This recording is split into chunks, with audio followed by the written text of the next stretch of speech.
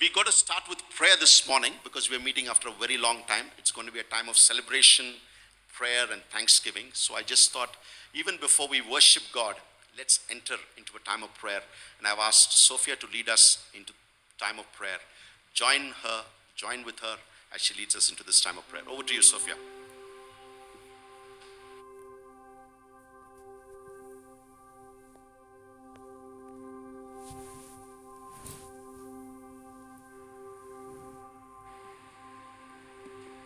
Good morning, church. So for today's prayer points, I've been asked to do it a bit differently, and the more I thought about it, the more I was anxious. But but we are here to pray, and we are here to pray wholeheartedly and come with a posture of a heart that is filled with gratitude and humility. So the format for today's prayer is going to be different. We just have two prayer points, and I will be asking a series of questions, and that would be self-reflective, and then we shall pray together.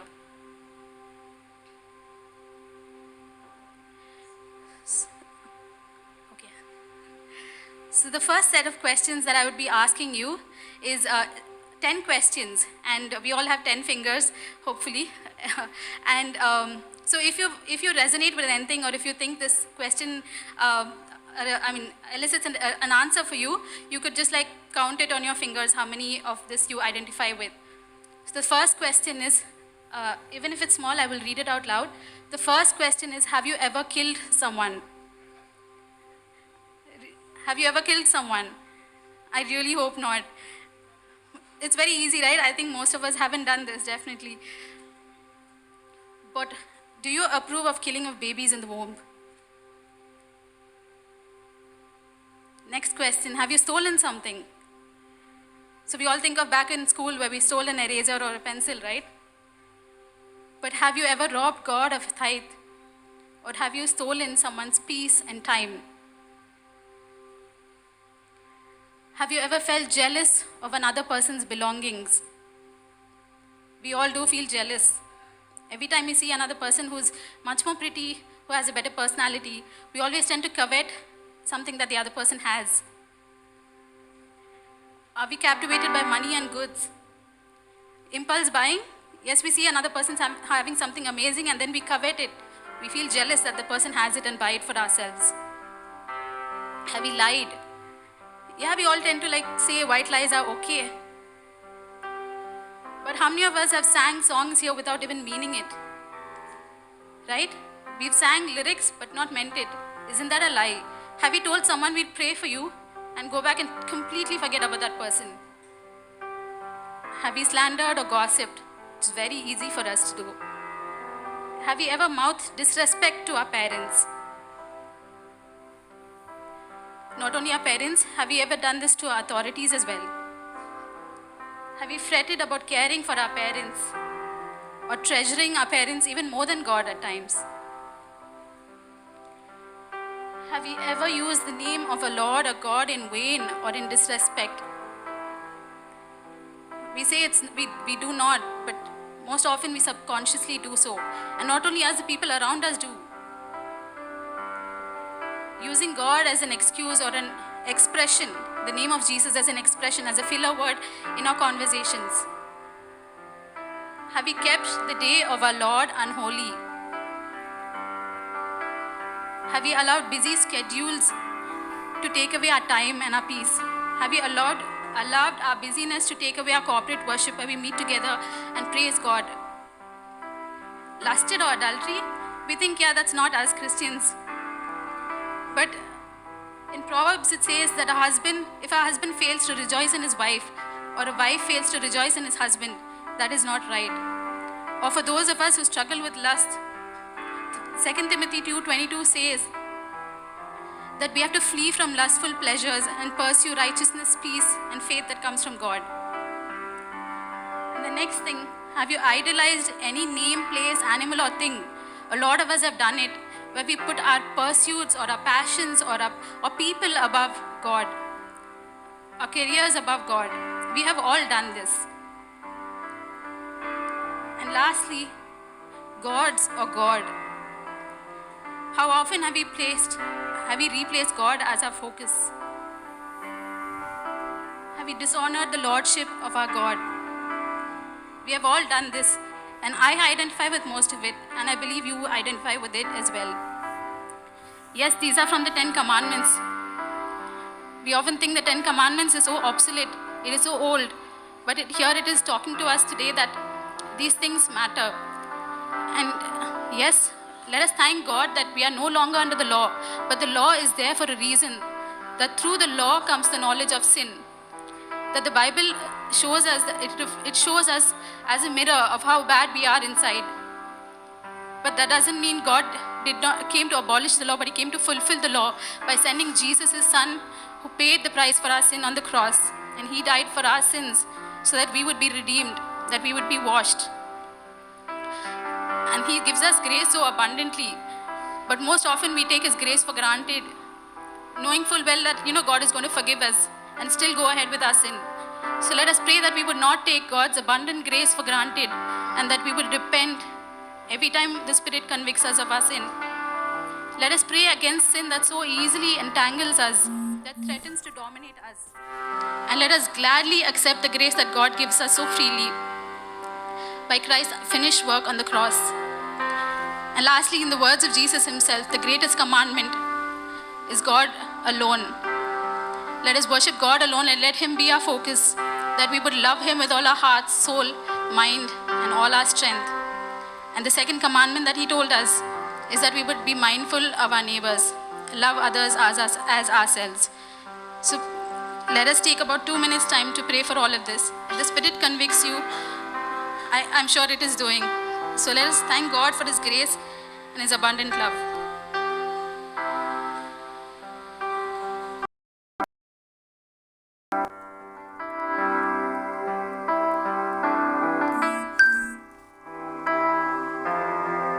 Check. Yeah. So my next set of questions are, can I please ask all of you to stand up? So the next 5 set of questions that I will be asking, if you identify with any of this, please take a seat. The first question, have you ever struggled to maintain or find your job in the recent 2 years past COVID time? If anybody has struggled to maintain your job or find a new job, please take a seat. No judgment here. If you had a mental breakdown or anxiety attacks or sleepless nights, please take a seat.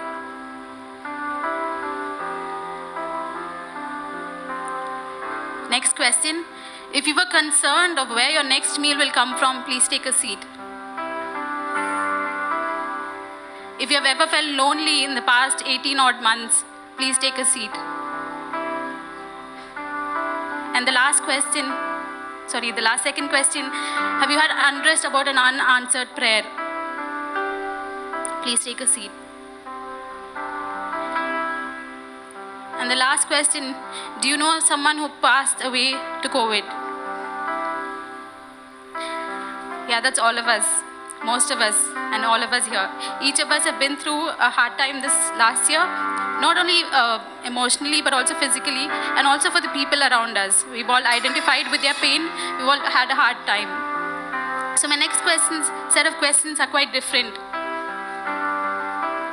You have to stand up if you identify with any of these. Have you bet an illness in the recent past? Have you overcome an illness in the recent past? Please stand up. Amen. Have you a friend who you can share your thoughts or your burdens, or even a prayer partner that you can pray with? Amen. That's a lot of us. Thank God for friends. Has a prayer been answered in your life recently? And these are simple questions. Have you paid your electricity bill for the last month? Yeah, all of us have done. And thank God for the provision. Have you have a fridge that's stocked with ingredients for cooking? Amen. And lastly, have you a roof above your head and a bed that you could sleep at night? Amen. That's all of us. Thank God for His provision. So, on that, let us thank God for His basic provisions that He gives for water, for food, for shelter, for clothing, and for a bed to sleep in. A lot of people around the world do not have this. And also for friends and family that keep us company. Let us, in that spirit, let us pray for the homeless, the poor, the hungry. We know a lot of people right now, probably in Afghanistan, probably in Africa, or even in our very own country and our very own city, that are homeless, poor, and hungry. That we would not turn a blind eye to them, and that we would help them and be mindful of them. Matthew 25, 35 to 36 says, sorry, I can't read that, I'll read here. I was hungry and you fed me.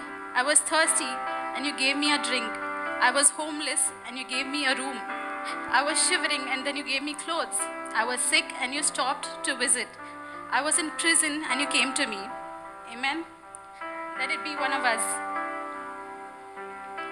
Let us pray that we would rightfully look to Jesus to restore us as He sees best in our physical, emotional, or financial brokenness. Pray for someone by name who needs to be reminded today of God's providence. Pray for someone who would be reminded of His forgiveness and that His grace is sufficient. Pray the same for your own life, that you would learn to trust God in everything. Amen. Please take about 2 minutes to pray about all of this. Thank God for His provision and that His grace is sufficient for us.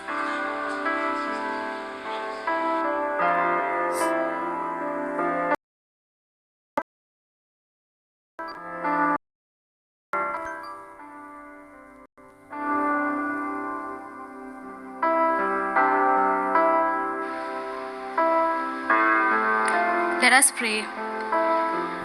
Search me and know my heart, God. Test me and know my anxious thoughts. And if I am gone astray, O Father, Lord, lead me. Heavenly Father, we thank you, Lord, for this beautiful day. We thank you, Lord, that you have given us your Son, Jesus Christ, to die on the cross for our sins, O Father. We thank you, Lord, that grace that comes from you is so abundant, O Father, Lord. But may we never take your grace for granted, O Father, Lord. We thank you, Jesus, that you are God above all and that you alone are God, O Father. Jesus, we come before you with hearts of humility, O Father, Lord, just to see where we stand today is truly by your grace, O Father. Jesus, we pray, O Father, Lord, that we would love our neighbors as ourselves, O Father, Lord. Father, every time we feel bowed down by the cares of this world, O Lord, may we, Father, Lord, never lose our focus on you and never leave our focus on you, O Father, Lord. May we fix our eyes on you and pursue you, O Father, Lord.